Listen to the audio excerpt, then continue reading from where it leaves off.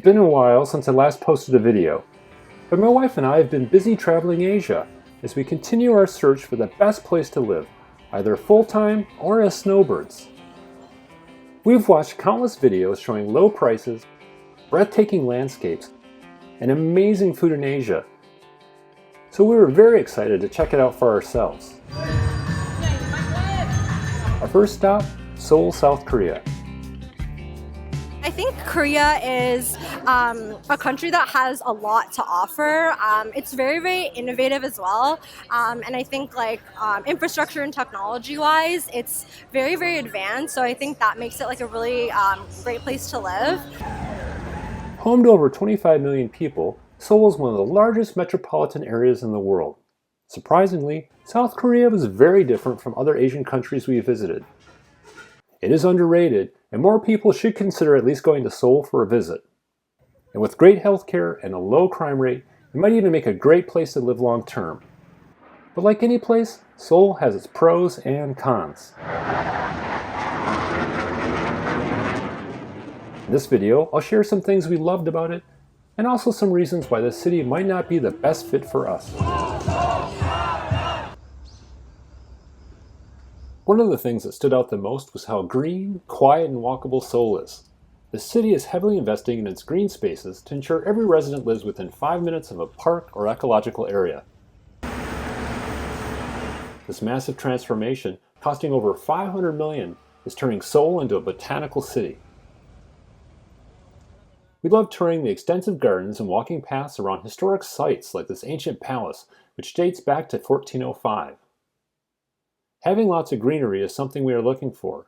Being around trees is known to lower stress and boost moods, and Seoul excels in this area. Another area we loved was the garden near the Seoul Museum of Craft Art. Seoul's cleanliness also impressed us. We didn't see litter anywhere. I even learned how to recycle aluminum cans with a high-tech trash can. Yeah, good. Another major plus was how walkable Seoul is. In areas like this village, we wandered through charming narrow streets lined with traditional buildings with shops and restaurants, all without worrying about dodging cars. Locals of all ages walk everywhere, and the city emphasizes pedestrian-friendly spaces. Thoughtful touches like large umbrellas at street corners offer protection from the sun and rain. Crossing guards helped ensure we stayed safe.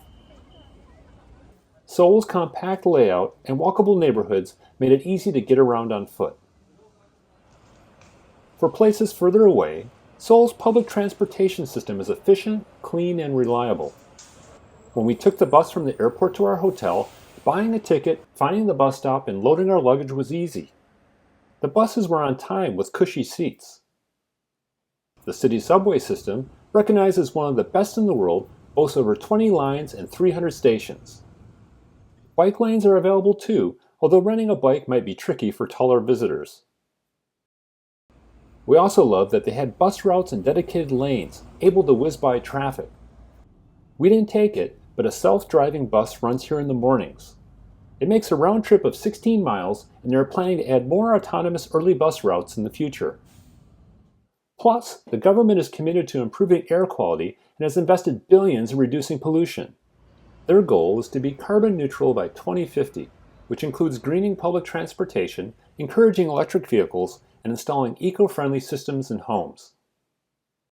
Now let's move to some downsides. First, Google Maps doesn't work in Seoul. We didn't realize how much that mattered until we were forced to go without it. Something would be 2 blocks away, and Google Maps would tell us that we had to take a bus to get there. Korea prohibits companies like Google from storing mapping data on their overseas servers, as the Korean government feels that would be a national security risk. They do have other transportation apps though, like Naver and Kakao, but they just don't compare to Google Maps, especially as we can't read Korean. You can set these apps to give you information in English, but it wasn't seamless. Sometimes the name of the place we wanted was still written in Korean, or some part of the direction was still in Korean, making our trips confusing at times. Tensions with North Korea are another serious concern. The day before we landed in Seoul, the airport had been shut down due to balloons launched from North Korea, some filled with trash, manure, and some that burst into flames. The balloons were in response to South Korea activists sending anti-North Korean leaflets across the border. And with North Korea leader Kim Jong-un showing off his nuclear and missile programs, tensions have been heightened between the North and South. It was a bit unsettling when jet fighters flew overhead at some point every day, showcasing South Korea's readiness in case of an attack. I don't really want to live in a country seemingly always on the brink of war with its next-door neighbor. It's worth noting that Forbes ranks Seoul as one of the safest cities in the world for families in 2024. Crime rates are low, and there are security cameras everywhere. However, those jet fighters shook my sense of safety.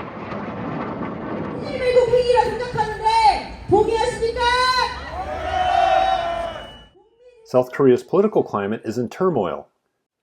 President Yoon declared martial law on December 3, 2024, only to reverse his decision days later. This triggered widespread protests and outrage. He was stripped of his presidential powers shortly after and was hiding out in his home under heavy guard. Yoon was eventually arrested after over 3,000 police officers forcibly broke through the barricades around his home to take him into custody. The ongoing rivalry between Yoon's conservative People Power Party and the Liberal Democratic Party has turned politics into a spectacle. The situation escalated to the stabbing of the opposition leader.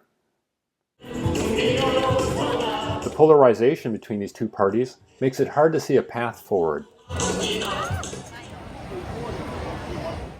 I'll let you decide if this is a pro or a con, but unlike anywhere else we've visited, Koreans are passionate about skincare and fashion.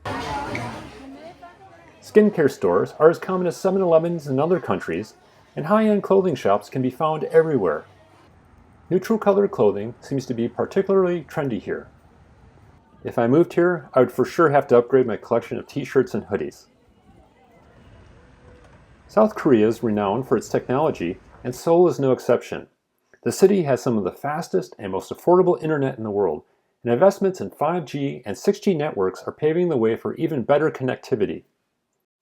The city's love for technology was evident everywhere.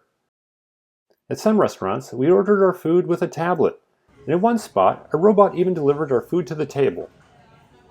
We even visited a futuristic food court where robots handled almost everything. One brewed lattes, and another robot served ice cream with customizable toppings. The highlight of our trip was this plaza, with its ultra-cool, neo-futuristic design. Inside, we explored an engaging tech exhibit, though I can't say the same for my dancing skills. One of the reasons we love big cities like Seoul is that there are an endless number of things to do. We got to try traditional Korean tea at a local fair, visit a Buddhist temple, and even ride a gondola up to this mountain park for breathtaking views of the city. And every night, locals would gather at restaurants to eat with friends and family. The streets are always filled. One of my favorite foods was bibimbap, a delicious bowl of rice topped with sautéed veggies and spicy kimchi. And if you're a coffee lover, Seoul has more coffee shops and convenience stores, so you'll never be far from a caffeine fix. And we really like that the prices shown are what you pay, without having to worry about extra charges like tax or tips. Finally, one of our favorite things to do was walk along the stream downtown at night. It was lush and the lighting made it very relaxing. Every time we went, it was filled with families and a wide variety of entertainers. Seoul is actively working to attract foreigners, and there's a push to attract expats to offset the country's declining birth rate. South Korea has introduced a workcation visa, allowing digital nomads to live and work here for up to 2 years. And if you've ever dreamed of becoming a K-pop star, you're in luck. There's a special visa that lets foreigners train like K-pop idols. Who knows, maybe you'll be the next global sensation. However, that also brings me to a con. South Korea is known for its demanding work environment, with employees often working up to 52 hours a week. This hyper-competitive culture, with academic pressure, societal demands, and long hours contribute to widespread stress and burnout. Mental health issues remain heavily stigmatized, and the country has one of the highest suicide rates. Gender inequality is another problem. Women earn just 70% of what men make, which is one of the largest gender wage gaps among OECD countries. Seoul is one of the most expensive cities in Asia, and living here can strain your budget. According to Numbeo, costs are around 70% higher than in Bangkok, Thailand, another city we visited. For example, where prices in Seoul are slightly lower than in Canada or the US, they're still far from cheap. Renting a tiny studio apartment in Seoul costs about the same as renting a spacious two-bedroom apartment with stunning city views in Bangkok. Dining out is another area where costs add up quickly. A meal that might cost $4 in Thailand is closer to $12 in Seoul. South Korea is facing a rapidly aging population. Nearly half of those, aged 65 or older, live in poverty largely due to a weak pension system and rising living costs. Many elderly citizens take on dangerous low-paying jobs, such as collecting recyclables, just to survive. Income inequality is another issue, with about 15% of the population living in poverty. Youth unemployment is also rising, with nearly 4 out of 10 unemployed young people reporting that they've given up searching for a job entirely. Many isolate themselves, rarely leaving their homes. One of the main reasons we're uncertain about making Seoul our home base is the long and expensive flight from our family and friends. Adjusting to the time difference is challenging, especially as we are getting older. And the distance can make it hard to return for emergencies or family visits. Additionally, flight costs can quickly add up, especially if we need to book last-minute trips. That said, one advantage Seoul has over other Asian countries is the availability of direct flights from many North American cities. Although many people in Seoul speak some English, the language barrier is still significant. Korean is one of the most difficult languages for English speakers to learn, with an entirely different alphabet. It's a challenge I'm not sure I'm ready to commit to. However, translation apps and AI tools are making communication easier. It's amazing that we can talk to our phone and it can translate it in real time to anyone. Where is the hospital? 병원은 어디에 있어요? However, there's still no substitute for being able to read signs or understand food labels firsthand. We gained a new appreciation for this after returning home. So what do we think? Will we move to Seoul? Well, there are lots we love about it, especially how green, walkable, and quiet it is. The downsides are hard to ignore. With the political instability and the language barrier, it is not a place we see ourselves living either as a full-time resident or as a snowbird. Plus, there were other places that we visited in Asia that we prefer that I'll be talking about in my next few videos. Be sure to subscribe so you're notified when they are posted. In the meantime, please be sure to check out my previous videos on other cities I've visited.